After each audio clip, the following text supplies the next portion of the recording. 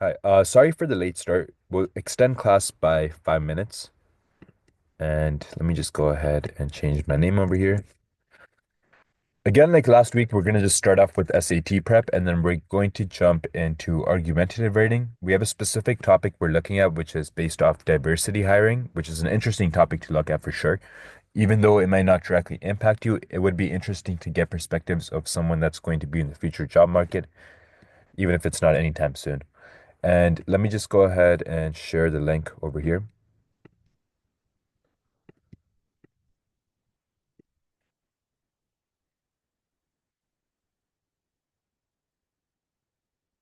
All right. And before I get started, just to make sure everyone could hear me as well as see the Google Slides presentation, can you please type one in the chat?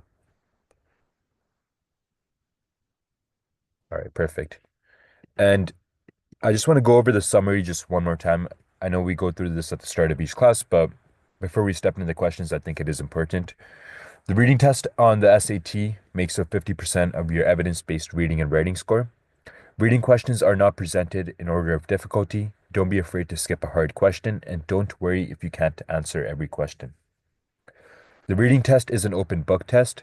Use that to your advantage by focusing only on the text that is key to answering the questions. Translate each question into a what, why, or how question before you start reading your window. Use line references, lead words, and the sequence of the questions to help you find the answer in the passage. Always start reading a few lines above the line reference or the lead words and read until you have the answer. Mark the answer in the text before you look at the answer choices. Use POE to eliminate answers that don't match the answer in the text. If you have more than one answer left after you eliminate the ones that do not match the text, compare the remaining answer choices and decide whether any of them are trap answers. For example, mostly right or slightly wrong answers, could be true right answers, wrong question, right words, and wrong meaning. All right, we'll step into the first activity. Dora, can you go ahead and read the passage followed by the questions? You don't have to read A through D. You could just read the three questions you see over here. The Earth's climate has changed throughout history, with the most recent period of warming attributed to human activity. Burning fossil fuels releases greenhouse gases such as carbon dioxide and methane, which trap heat in the atmosphere. Scientists warn that the consequences of global warming include rising sea levels, more frequent extreme weather events, and loss of biodiversity. However, initiatives such as renewable energy and adaptation and reforestation offer hope for mitigating these effects. What is the primary focus of the passage? To explain the causes and consequences of climate change, to highlight the importance of biodiversity, to describe the renewable energy technologies, to discuss the history of the Earth's climate. Why does the author mention renewable energy adoption and reforestation? To suggest that global warming cannot be stopped, to highlight ways to address climate change, to compare human activities with natural processes to illustrate the dangers of greenhouse gases. Based on the passage, which of the following is most likely true about global warming?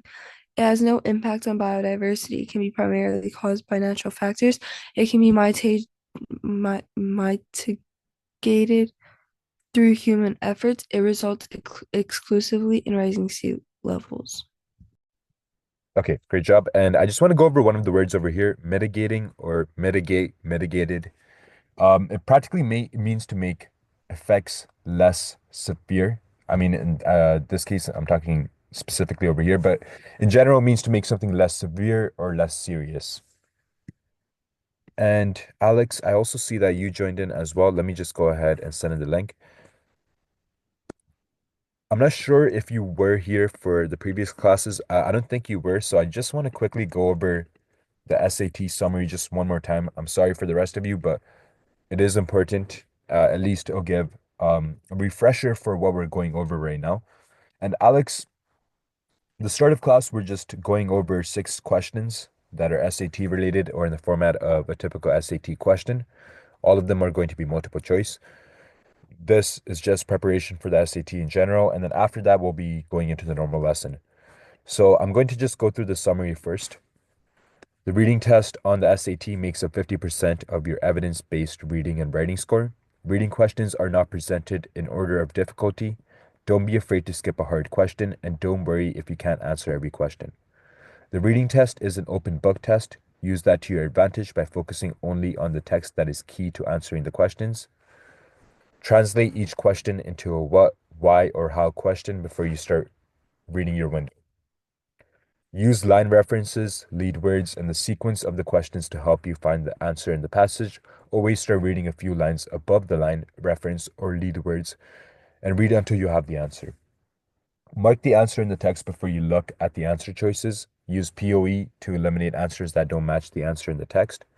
If you have more than one answer left after you eliminate the ones that do not match the text, compare the remaining answer choices and decide whether any of them are trap answers, like mostly right or slightly wrong answers, could be true right answers, wrong question, right words, and wrong meaning. And this was the first passage we took a look at along with the questions. And Alex, do you specifically have any questions about anything we just went over? No. Okay. And the rest of you, before we do get started with activity one as well, do any of you have any questions? All right, I'm guessing everyone's good. Right now the time is 8:12. We'll work on this for about 5 minutes. I want all three questions answered. As soon as I receive responses from every single person, we'll proceed with the take up. But please do try and send it in before 5 minutes, before 8:17.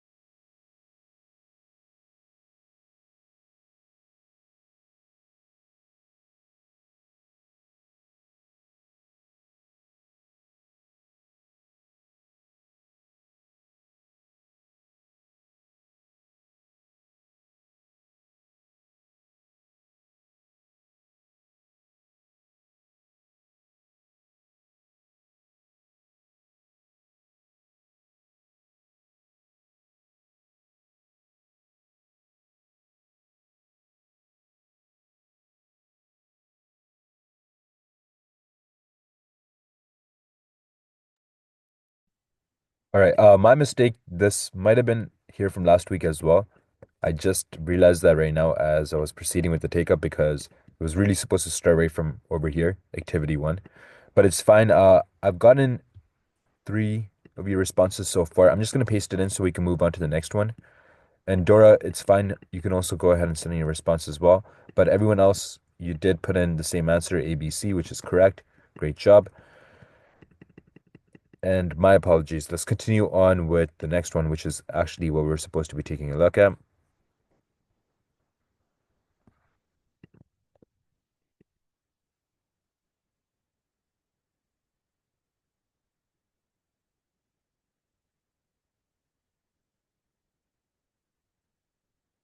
All right. So, can I have Alex? Can you go ahead and read the passage followed by the questions?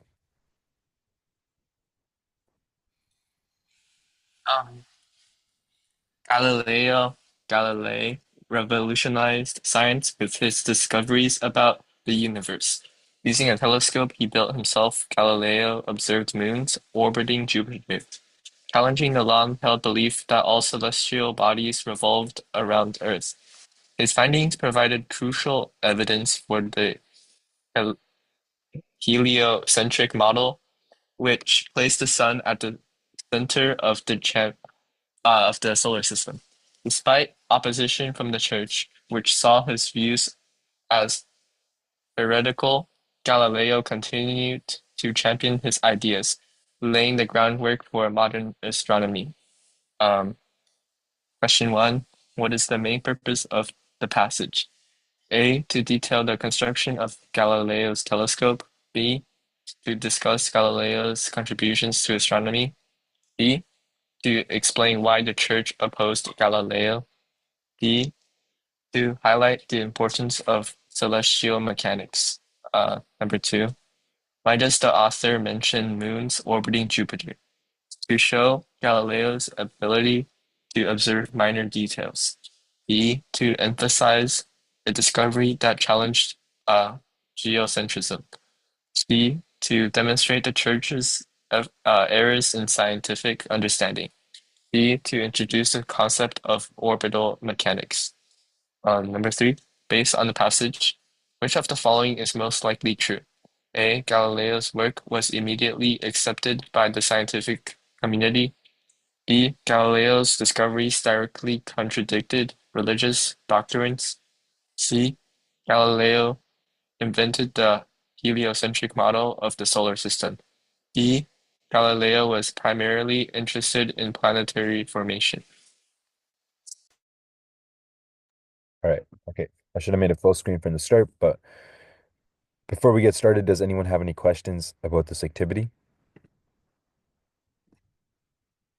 All right. The time right now is 8:19. We'll work on this until about 8:24. If anyone does have any questions at any point, feel free to ask me. Once I receive all responses, we'll proceed with the take up.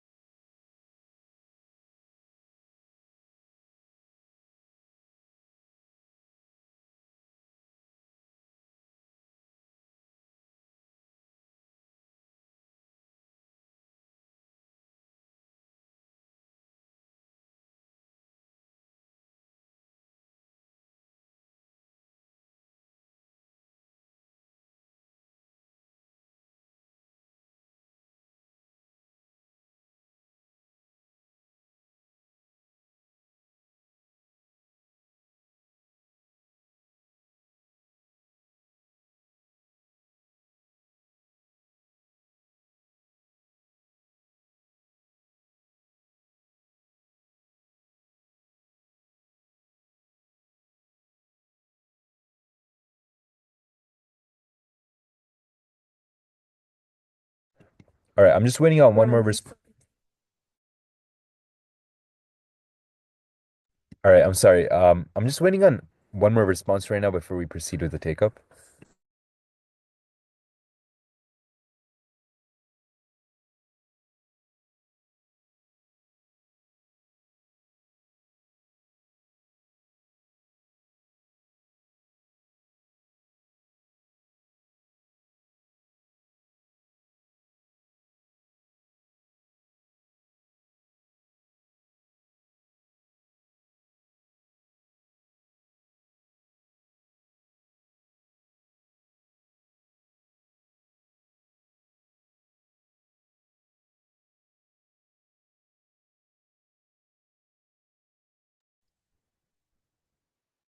Okay, I received all responses. Let me just go ahead over here and let me also make you a slide, Alex. All right, I'll just write out everyone's answers rather than copy and paste it. It'll be easier. All right, so Steve, you put B, B, B, and then Dora, B, B, K, and then Shannon, same thing. And then Alex, you put B, B, B. So the correct answer would be B, B, B. So Dora and Shannon, both of you put C. I'm just going to go through an explanation for why it would not be C. All right. So for number 3, or based on the passage, which of the following is the most likely true? That's the question. The correct answer would be B. Galileo's discovery directly contradicted religious doctrines. The church opposed his findings because they contradicted the belief that the earth was the center of the universe, aligning with the religious doctrines. The passage does not suggest that his work was immediately accepted, A, and that he invented the heliocentric model, which is C, or that his primary interest was planetary formation, which would be D. So once you rule out these 3 options, you can determine, yes, it would be B, which is also correct as well. And let me also paste this in for you, Shannon. And Dora and Shannon, do either of you have any questions about that correction? Okay, let's move on to the second activity. All right, Shannon, can you go ahead and read activity 2? Okay. Social media has transformed the way people communicate. Platforms like Facebook, Instagram, and Twitter enable users to share information instantly with vast audiences. However, this easy connection comes with drawbacks.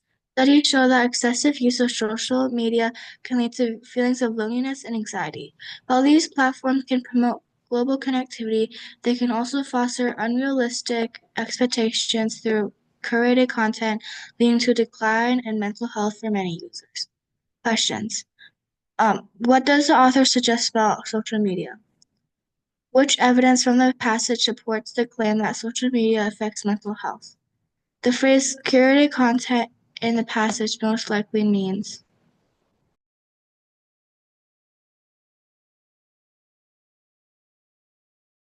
Okay. All right. So the time is 8:25. We'll work on this until 8:30. And before we get started, does anyone have any questions? All right, we'll take this up as soon as everyone sends in their responses.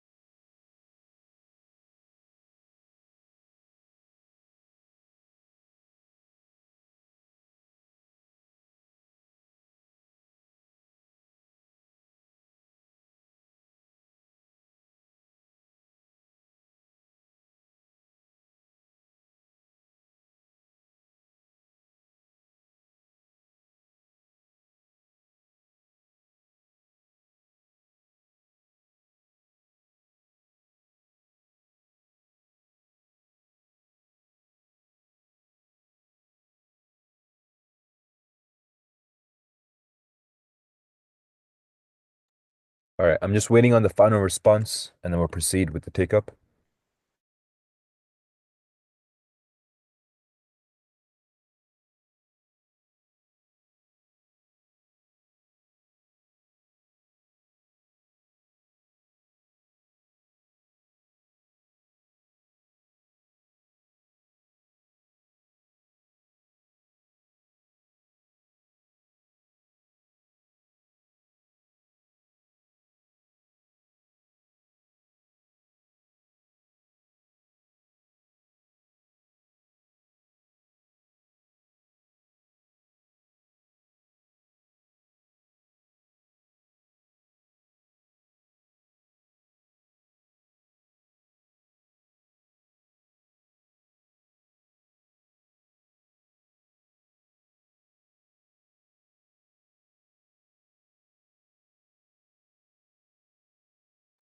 All right, so the correct answer would be CB8. And Dora, let me just go ahead and paste in an explanation for why it would be A instead of C.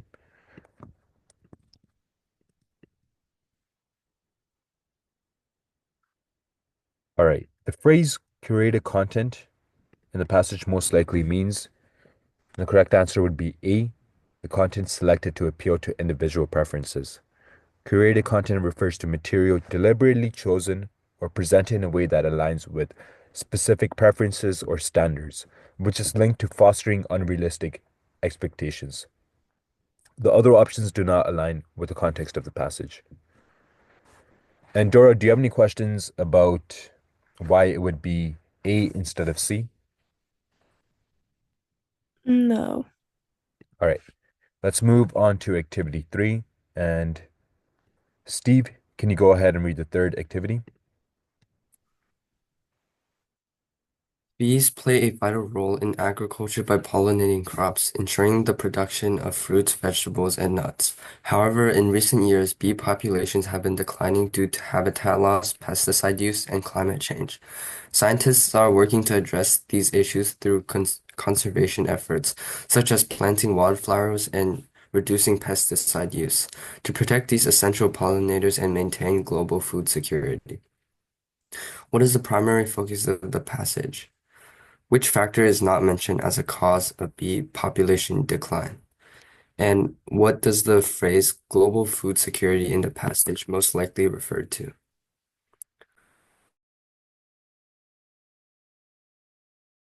Okay, the time right now is 8:31. We'll work on this until 8:36. And before we get started, does anyone have any questions about this activity? All right, if anyone has any questions at any point, feel free to ask me.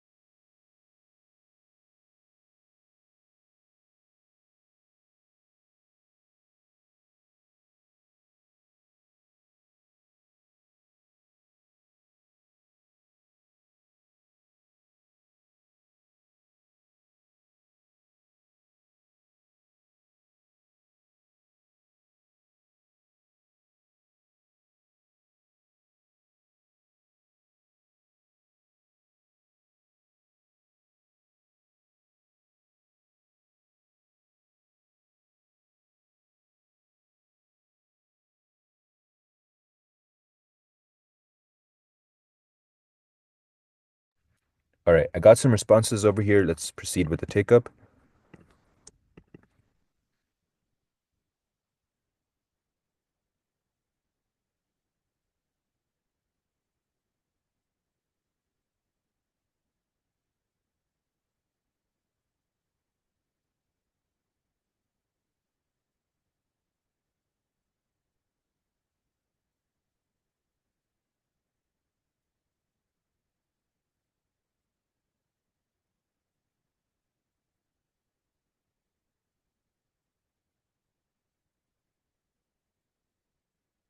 So yeah, the correct answer would be B, C, A. And Dora, will start off with you in terms of why it would be B instead of D.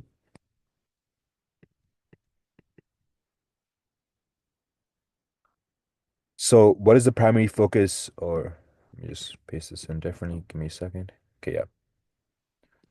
So what is the primary focus of the passage? The answer would be B, the causes and solutions to the bee population decline.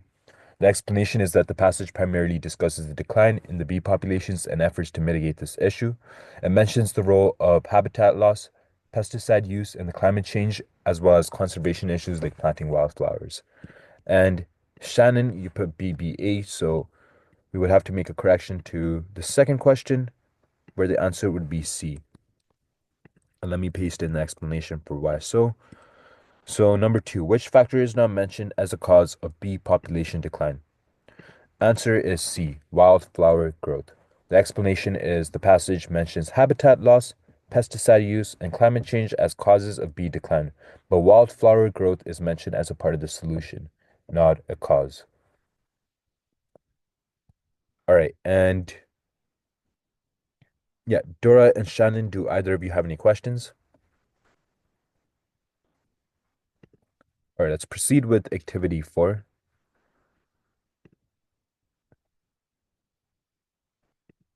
Dora, can you go ahead and read activity 4?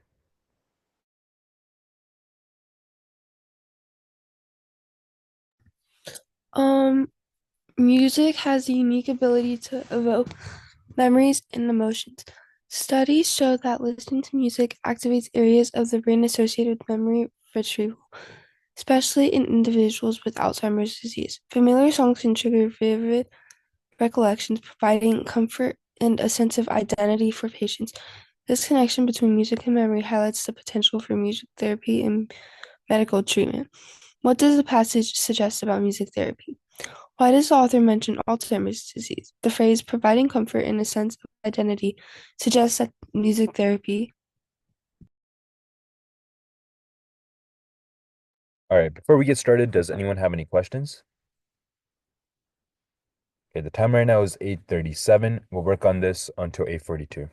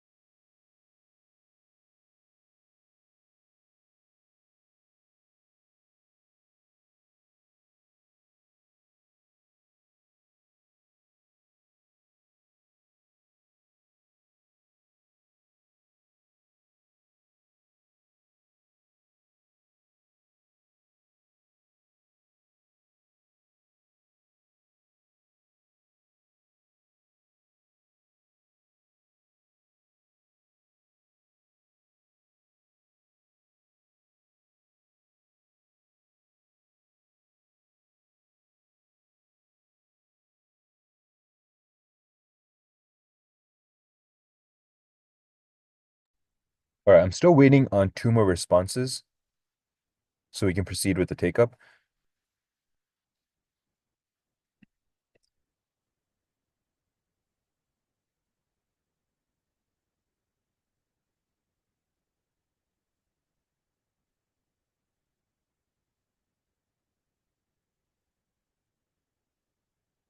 All right, can everyone please try and hurry up with their responses? All right, great. I got another one. Just waiting on the final response.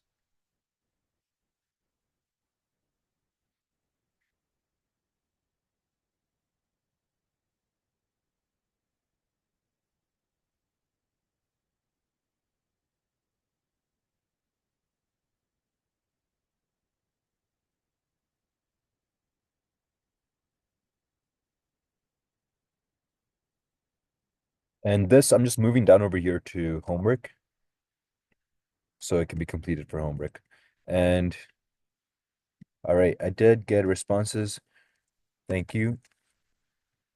Oh, all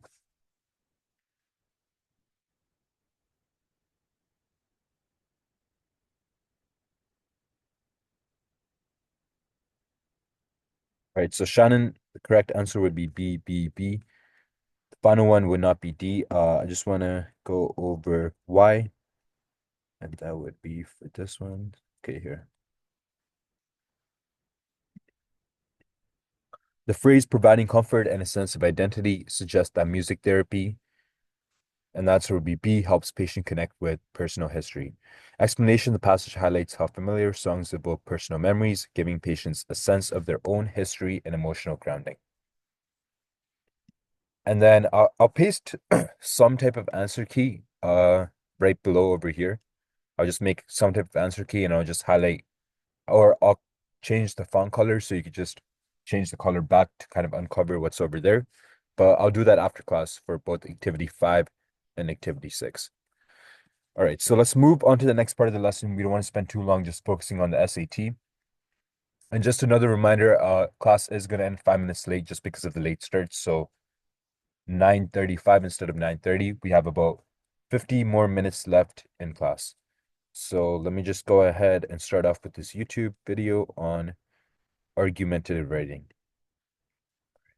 Paste this in.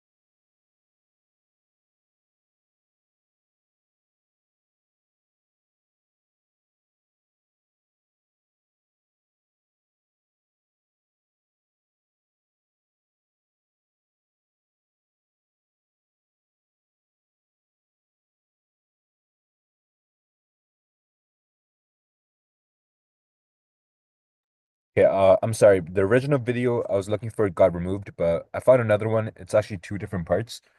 So we're just gonna go through that right now. 1 second. Right here.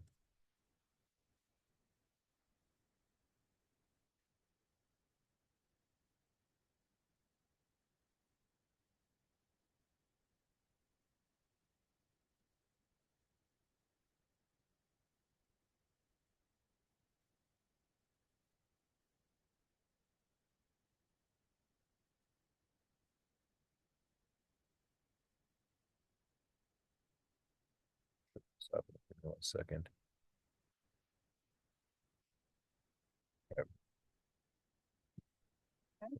Think that the writing an argumentative essay in 5 short videos.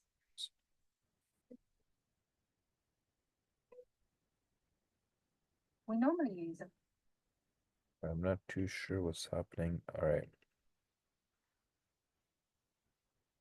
Give me 1 second, please.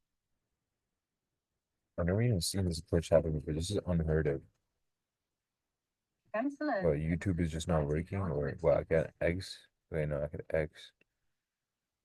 And YouTube is just not working for me right now. Like, what is this? Fine, I can't type. Oh my god, I forgot about this thing. This has happened before.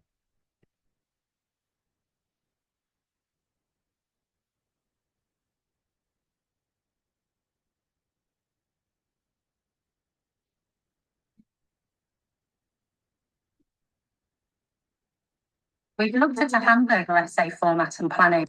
Oh, sorry. First video was supposed to be played first. Give me a second.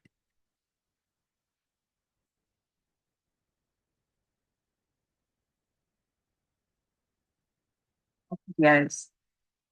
We use a 5-paragraph structure common in other types of essay, with 2 arguments supporting our view and 1 against.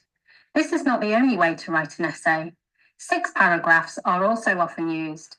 Today, we will use 5, which is also known as a hamburger essay. This is made up of an introduction, 3 body paragraphs, and a conclusion. Let's start at the beginning. In this section, we're going to analyse the question and plan our essay effectively. It's important to plan your essay first. This ensures your reader can follow the progression of your argument. In an exam, it will also mean you get good marks for organisation and structure. Look for clues in the essay question. This will tell you what the task requires. Find these and they will help you answer it effectively.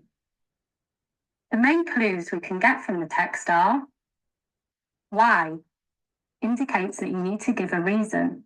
This is your purpose. The keywords study and history tell us a subject we are writing about. Why, study, and history should be underlined. This is asking your opinion, so it requires your voice. Write an essay of 300 to 500 words. This shows how many words you need to write. Remember, the examiner doesn't want to read too much or too little. We have to give both sides of the argument in this essay, so that means we will write 2 paragraphs supporting our opinion or stand, and 1 paragraph presenting an opposing argument. Now we've analysed the question, we need to do a plan. We're going to write a 5-paragraph essay consisting of an introduction, 3 body paragraphs, 2 explaining our opinion or stand, and the other the opposing argument, and a conclusion. Now we know our basic structure, we need to choose a method to plan our essay. There are several different ways to do this, such as a spider diagram, a positive and negative table, a flowchart. Today, we're going to use a spider diagram. Next, consider what the main points you want to make are. Decide on your opinion or stand about the question. First, you need to ask yourself these questions and note down your answers. Do you enjoy studying history? Why or why not? Do you think that there is any value in studying it? Why not? This is the basis for your brainstorm. Next, consider the main points you want to make. Decide your opinion about the question. Is studying history a good or bad thing? To answer this essay question, we have decided that it is a good thing. Put your question in a circle in the centre of the page, then write as many ideas as you can for and against the argument. Decide which points are positive and negative. Choose the 2 strongest ideas to support your opinion. You will need to think of an additional point connected to each, followed by an example, so choose the points you have the most to write about. These will be your main ideas for body paragraphs 1 and 2. Now write a topic sentence for each one. This should summarize the whole paragraph in a short, clear sentence. It will be a general point. The sentences that follow will give more specific information about that point. Check that they are related to the question and your opinion. Yes, they are. Now, imagine someone is arguing against your opinion. What would they say? This is your counterpoint. Now you have the main ideas for each of your body paragraphs. In this video, we have looked at layout, question analysis, and planning. Don't forget to keep it simple. Write a 5-paragraph essay. Read the question and circle the clues. They will help you give a correct answer. Always. So we'll move on to the next video right over here. Now we're going to write the thesis statement and topic sentences and learn how to structure a paragraph properly. Now, let's look closer at your thesis statement. Your thesis statement is made up of your opinion and 3 main ideas that illustrate this. We put the thesis statement in the introduction so the reader knows straight away what the writer's opinion is and what will be explored in the essay. It's important to have a strong structure when you build a house. An essay is the same. Without a good thesis statement and topic sentences that answer the question, the argument could collapse. You need a clear thesis statement which tells the reader what the essay is about. Keep your thesis as specific as you can. It also needs to be arguable, so make sure it's not too broad or general. It should refer to the 3 points you're going to make in your body paragraphs. Let's move on to paragraphing. Why is this important? 1 idea per paragraph is a world standard. It is a method for organizing your ideas, and it helps your reader to follow your argument easily. Remember that you are normally awarded marks for coherence and cohesion by an examiner. In each paragraph, you need to show progression from a general statement or your topic sentence to more specific information about the same topic, followed by an example. Then you finish by linking back to your thesis statement. Your paragraph should be about 4 or 5 sentences long. A really simple way of doing this is to follow the PEAL structure. P. This is your topic sentence, a general statement that summarizes the main idea of the paragraph. E. This is additional information you give to support the topic sentence. It should explain why the topic sentence is relevant to the essay question. E. This is your evidence to support your topic sentence. This could be 1 or 2 examples and is usually a fact, a personal experience, or a physical description of something. This might be 2 sentences long if you have more than 1 example. L. This is your link back to the topic sentence and shows how your point answers the question. You can use transition words or phrases for your link, such as, this shows us that. This helps to answer the question because. You can swap the elaboration and example sentences around. Then the example sentence would be evidence to support the topic sentence, and the elaboration sentence would explain how the example supports your topic sentence. Don't try to be creative here. Make sure you follow this structure for each paragraph and don't miss out one of the stages or use an example as a point. Finally, we use linking devices in essay writing to connect ideas in several ways. To link clauses in sentences using words like and, so, but, and because. To link topic sentences and the thesis statement. To link the introduction to the conclusion. To link paragraphs using words such as furthermore to add information, however, or nevertheless to introduce contrasting ideas, and in conclusion, to summarize what you have said before. We use linkers or conjunctions to make sure that our ideas gel together to answer the essay questions. Remember that words such as and, so, because tend to go in the middle of sentences, not the start. In this section, we have looked at thesis statement and topic sentences, paragraphing, peel, and linking. Don't forget to make sure your thesis statement is not. Right, so the first video was a little bit more simple, but it did go over the essential structure. But as we broke it down more specifically, we find components that are often missing when people write their argumentative essays. The connection between, or like the importance behind including evidence is sometimes completely ignored. That is something that we really need to see, especially when we write these argumentative essays.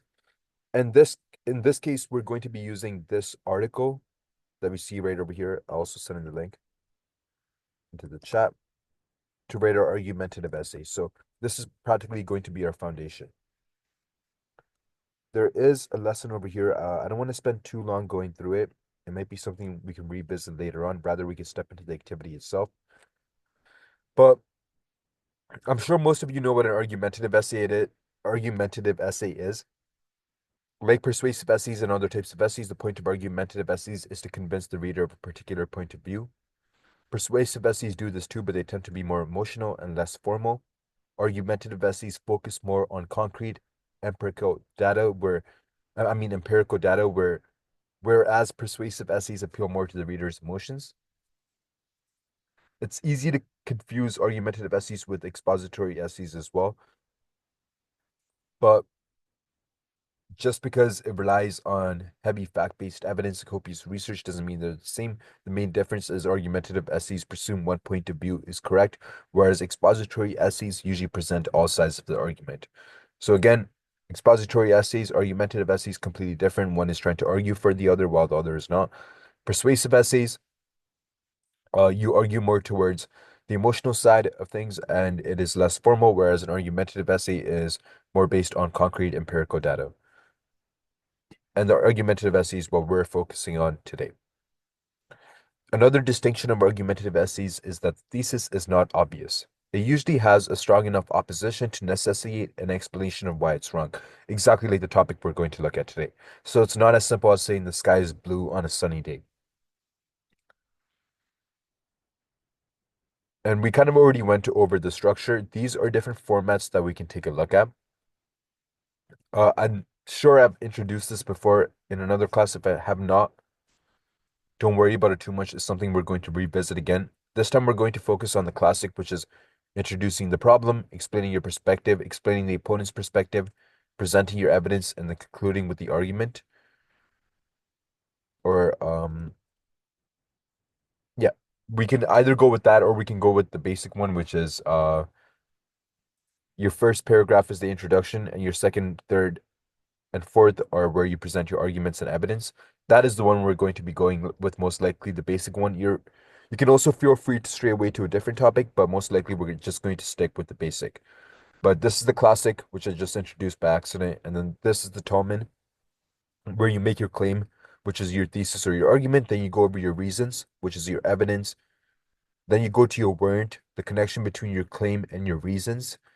Then you go to backing, which is additional evidence. 5, qualifier, the limits to your own claim. And then 6 is rebuttal, addressing opposing viewpoints. This one's much more complicated, not something we're looking at. Rogerian, which is introduce the problem, explain your opponent's perspective first, explain your perspective, and then bring both sides together. And this one's also interesting as well, something we're not looking at. So we're not taking a look at classic Tolman or Rogerian, but I did want to go over this during this lesson. And then how to write a good thesis. The thesis itself should be the one takeaway that you want your readers to leave with.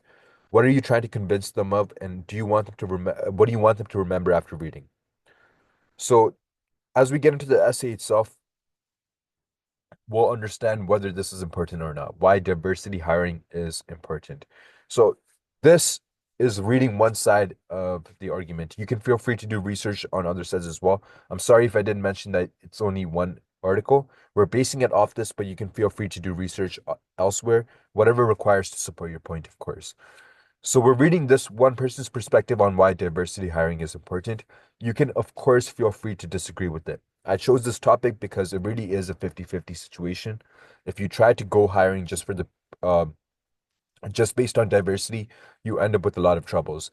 Realistically, qualifications is what matters most, but at the same time, you also want to see diversity in a workplace.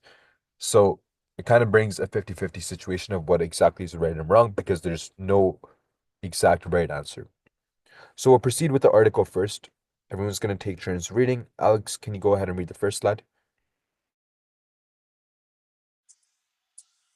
Why diversity hiring is important.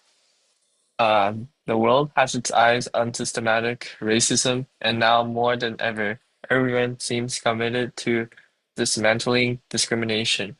But with the heightened attention comes the awareness of the complexity surrounding inequality. Diversity is complicated, and that's why most companies fail to meet their diversity, equity, and inclusion goals. Businesses tend to see diversity as a number issue. They see that a minority group comprises a certain percentage of the local population and then focus their efforts on having a similar percentage in their workforce. But emphasizing statistics ignores the uncomfortable factors that lead to poor diversity. Leaders can address these issues within their workplace when they emphasize the benefits of diversity without downplaying its difficulties. Situational factors, privilege, and implicit bias drive inequality. These factors make conversations around diversity difficult. But companies that address the circumstances that lead to inequality ultimately reinforce the shared experience of living in our society. Ultimately, everyone in the organization will feel more valued.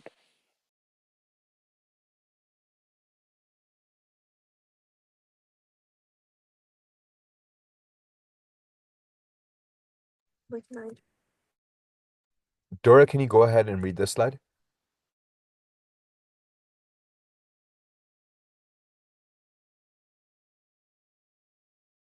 Dora, can you go ahead and read this slide?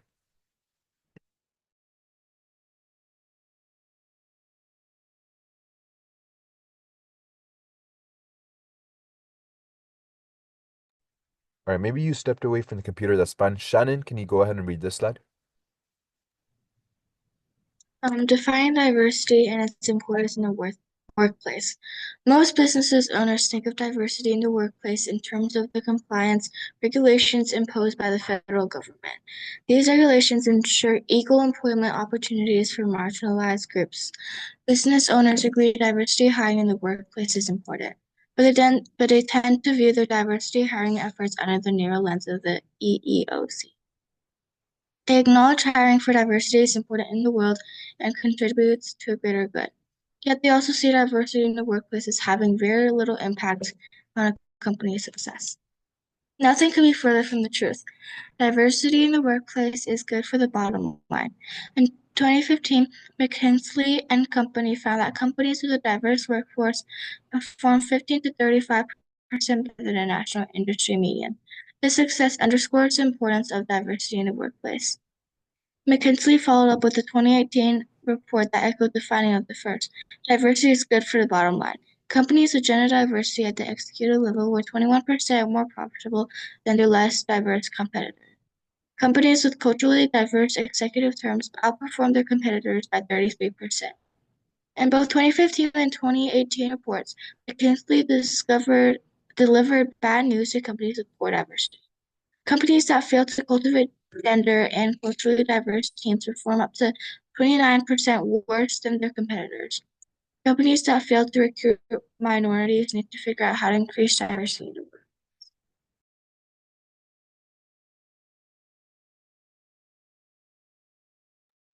Okay, and Dora, can you go ahead and read this slide?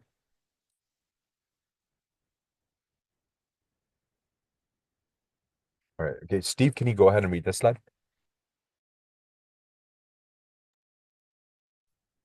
There are no disadvantages of diversity in the workplace. When companies go beyond simple compliance and truly leverage diversity on their teams, they can outperform their competitors. Businesses can better withstand unexpected challenges such as a pandemic when they leverage the benefits of diversity in the workplace. Businesses can avoid groupthink when they prioritize diversity in the workplace. Companies with a diverse workforce will benefit from the different perspectives and experiences their employees bring to the table. Leveraging diversity on teams will lead to more creative solutions and innovations. High quality talent demands diversity as well. According to a survey by Glassdoor, 76% of respondents said diversity is important when considering job offers. Professionals under 35, especially expect their employers to emphasize diversity, equity, and inclusion. Companies that prioritize diversity in their hiring efforts can attract and retain this top talent. You're more likely to understand your customers' needs when you leverage diversity in the workplace. The US is rapidly moving towards a diverse population. Will your workforce be diverse enough to meet the needs of an increasingly diverse consumer base? Realizing the benefits of diversity in the workplace requires more than hiring for diversity. To really tap into the potential throughout your workforce, you need to leverage diversity. Leveraging elevates diversity from a numbers game for compliance to a comprehensive strategy for diversity hiring and development.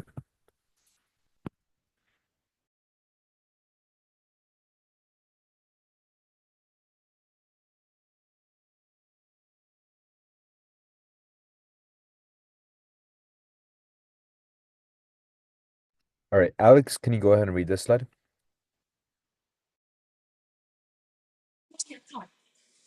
An effective hiring process includes diversity. The first step to employing a diverse workforce is an effective hiring process that includes diversity as one of its primary goals. Impress upon your team the importance of an effective hiring process that emphasizes diversity. Companies that understand the importance of hiring and retaining the right employees are more successful.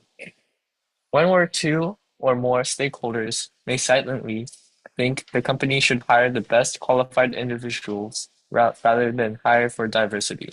Explain to your hiring team that the company will always seek out the most qualified person for the job, but unconscious biases often exclude highly qualified people from marginalized groups.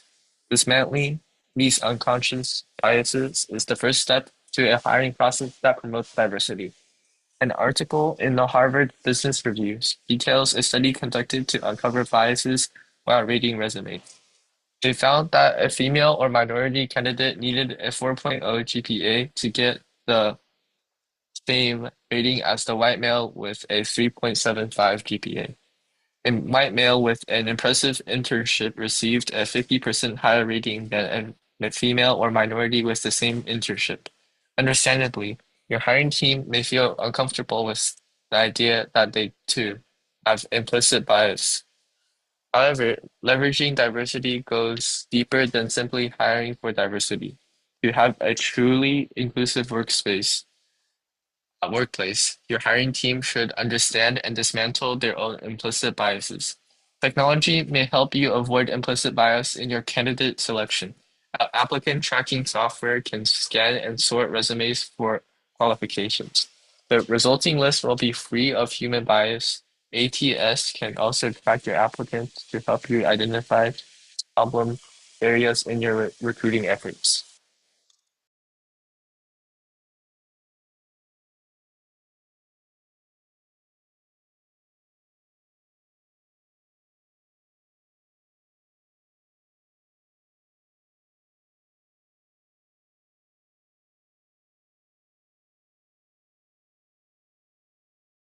Dora, can you go ahead and read this slide?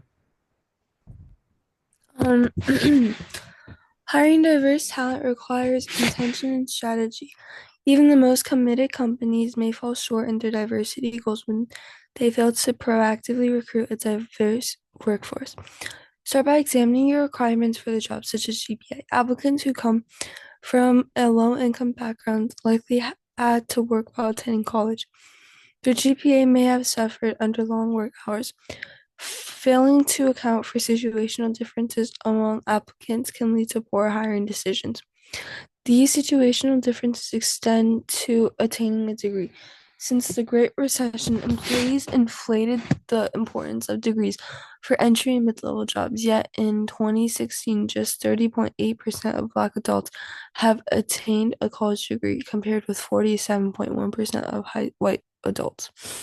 Furthermore, degree holders in these jobs do not always perform better than high school graduates. Re-examine the necessary skills for entry and mid-level jobs with your organization. Place a higher value on your work experience. If you still find that candidates need specialized skills, consider recruiting from trade schools or implementing an in-house training program. Consider your interviewing process from the lens of marginalized groups. Are you flexible with your scheduling? Do not doubt a candidate's commitment just because she isn't available for an interview up until next week. Up to 50% of the nation's low-income families belong to non-white racial groups. Candidates may be working multiple jobs or jobs with unconventional schedules.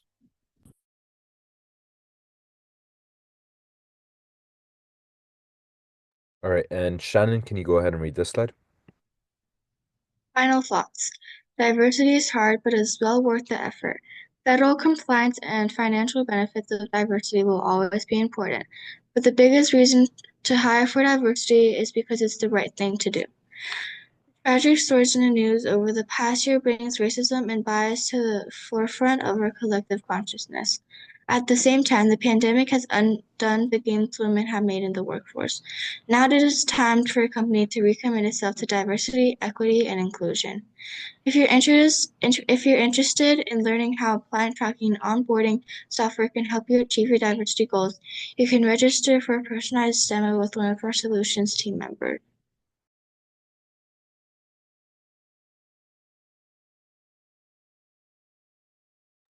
All right, so that brings us into the writing prompt. Do you think that businesses should be required to hire for diversity?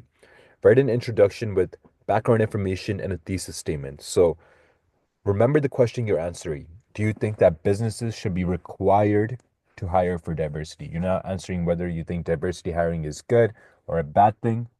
You're asking whether businesses should be required to have diversity hiring. And I want everyone to rate one body paragraph focusing on one argument with 3 to 5 points of supporting evidence. So introduction and one body paragraph. I know it's hard to ask for that within 15 minutes, so try and write as much as possible. I don't expect it to be completed, but I do expect you to write as much as possible. The rest will be completed for homework, so the remainder of the body paragraphs and the conclusion. But you should outline your main ideas for the entire essay in your introduction. So majority of the thinking process should be done right there. Before we get started, does anyone have any questions? All right, so since class did get started 5 minutes late, we're gonna take this up at exactly we're gonna take this up at exactly 9:30, so we have 5 minutes to take it up.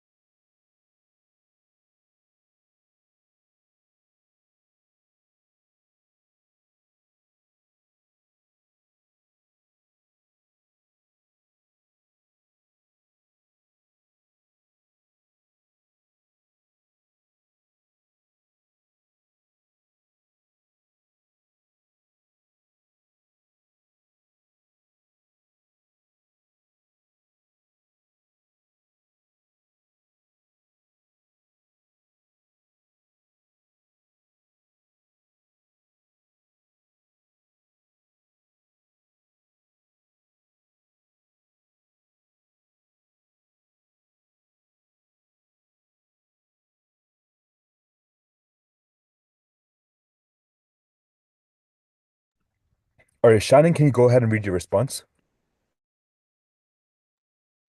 I think businesses should be uh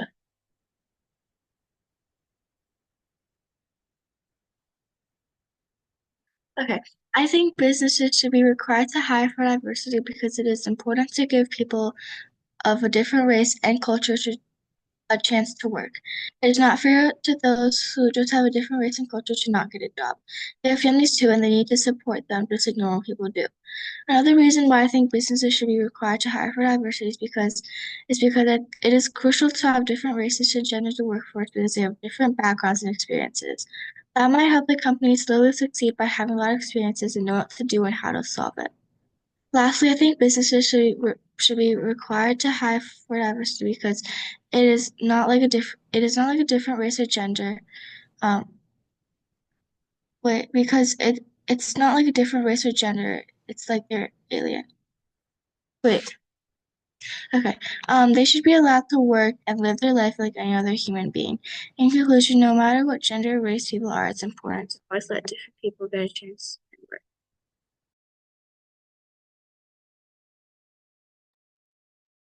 All right, my computer just decided to glitch on me, like completely freeze. Well, like I never even had this stuff type of stuff. I don't know, maybe if it's because of the cold or whatever. Bro, complete glitch out. Okay. Oh. All right. I'm not too sure what's happening with my computer. All right. What we're gonna do is I'm just trying to get everyone to read through the responses at least before I end off class. I could go ahead and get feedback after, but I'm just so confused about what's happening. All of my tabs are seeming to have some type of issue. Has to be because of Zoom. I can't even open a new window. Okay, no, I think there is something wrong with Google Chrome. All right, I am getting everyone's responses in the chat. So Shannon, Steve, and Dora, thank you for your response. Alex, if you can also go ahead and send that in, that would be great. All right, and then we see this over here. I'm just gonna just paste in everyone's responses. Even if I don't get to give you feedback right now, it's fine. I'll give it right after class so you can check in and see the feedback that was provided. There's still 3 more minutes until we end up class. We're just gonna go through because the screen's working again. All right, Steve, can you go ahead and read your response first? Let me just make this bigger. All right, Steve, can you go ahead and read your response? All businesses should be required to hire for diversity. Although it may not seem so at the surface, hiring for diversity can have many positive effects. For example, companies with a diverse workforce perform better, eliminate hiring bias, and leverage talent due to a more diverse crowd. First of all, data from McKinsey and Company shows that companies with a more diverse workforce perform much better than the national industry median by a shocking 15 to 35%. On the other hand, companies without a diverse workforce perform up to 29% worse than this mean.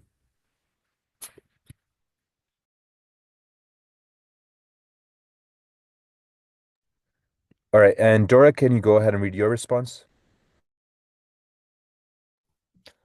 Workplace diversity has become a primary focus for many businesses nowadays. Businesses should certainly be required to hire for diversity as it brings more creativity to the table, different backgrounds, and improves a company's reputation.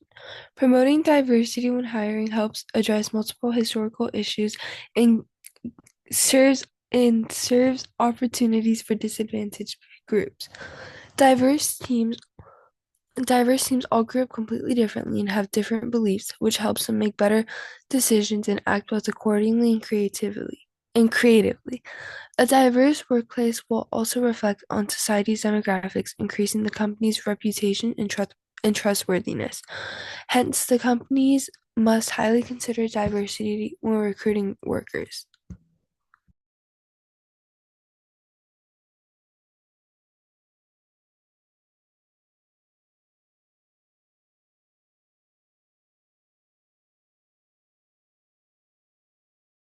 All right, okay. And Alex, I have not received your response yet. Please paste that into the slide. I am going to go ahead and just quickly go through the homework. So, homework is to complete the remainder of your essay and submit it onto the forum. You can also do activity 5 as well as activity 6. And then the writing assignment is to write a 500-word essay on the impact of social media on modern communication. It goes through the breakdown of how you would organize the essay. Proofread your essay for grammar before submitting it again by next week. Before I end off class, does anyone have any questions about the homework or the writing assignment? All right, please check in after class for your feedback. It should immediately be there. Otherwise, I hope everyone has a great week ahead of themselves. Bye. Thank you. Yeah, thanks. Bye.